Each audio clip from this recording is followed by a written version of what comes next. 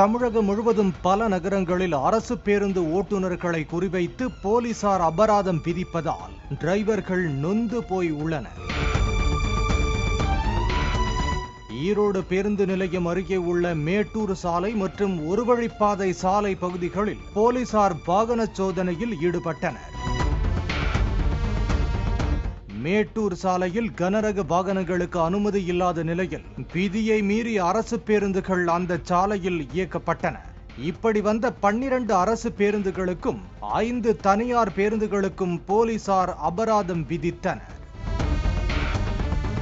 இதேபோல நெல்லை மாவட்டத்திலும் seat belt அணியவில்லை, சீருடை அணியவில்லை என்று கூறி அரசு பேருந்து ஓட்டுநர்களுக்கு அபராதம் விதிக்கப்பட்டது.